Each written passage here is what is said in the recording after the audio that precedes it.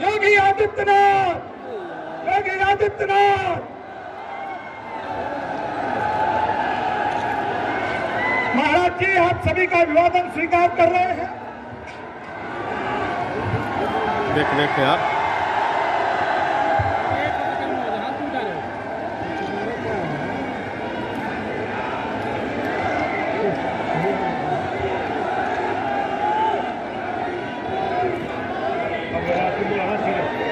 हुआ था हर व्यक्ति समझता है।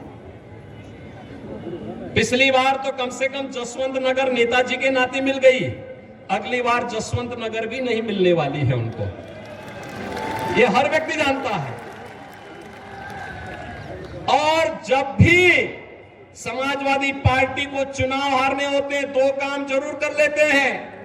एक तो बहाना कर लेते हैं, पहले से ही पृष्ठभूमि बांध लेते हैं कि साहब ईवीएम में गड़बड़ी है। अरे उसी ईवीएम में तो 2012 में आपकी सरकार बनी थी, उसी ईवीएम में इस प्रदेश में कई सांसद आपके जीते थे। कैसे आप आरोप लगाते हैं? कभी इलेक्शन कमीशन को दोषी ठहराने लगते हैं और कभी उसकी पृष्ठभूमि बांध करके अपने कारनामों को नहीं देखेंगे, कुछ न कुछ बहाना बनाएंगे। तो भाइयों बहनों, आज मैं आप सबसे कहना चाहूंगा, समाजवादी पार्टी के इस बहकावे में आने की आवश्यकता नहीं।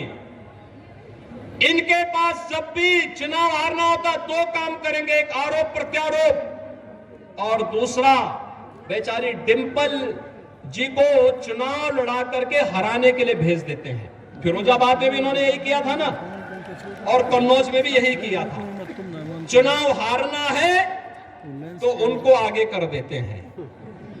इसलिए भाइयों बहनों, मैं आप सबसे कहने के लिए आया हूं, एक अवसर है आप सबके सामने। आप सब मैनपुरी लोकसभा सीट से जुड़े हुए, पांचों विधानसभा क्षेत्र से जुड़े हुए, चाहे वो मैनपुरी हो, भोगांव हो, करहल हो, किसनी हो या जसवंत नगर के सभी मतदाता भाइयों बहनों के सामने, और वह है कि सिपाही खानदान से मुक्ति हो। यहाँ के नौजवानों के लिए, अन्नदाता किसानों के लिए, व्यापारियों के लिए, बहन बेटियों के लिए सुखद और सुरक्षित माहौल आगे बने, विकास की एक प्रक्रिया के साथ आगे बढ़ने का अवसर प्राप्त हो। इस देश से भारतीय जनता पार्टी किसनी में हमारे कार्यकर्ता गए हैं, लेकिन भाइयों बहनों, कभी भी समाजवादी पार्टी के लोग एक बार करते हैं, और इसलिए अब इसका नाम तो समाजवादी रखना भी मुझे लगता है यह अपने आप में जनता को भ्रम में डालने जैसा है।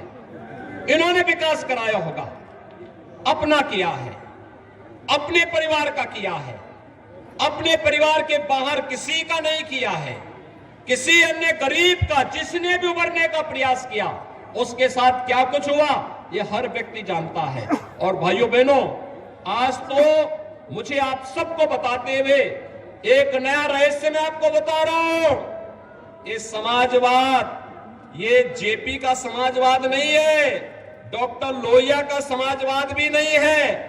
चचा शिवपाल तो डॉक्टर लोहिया के बारे में लिखते हैं, लेकिन उनको स्वयं नहीं मालूम होता है कि वे क्या लिख रहे हैं, उनको स्वयं नहीं मालूम है।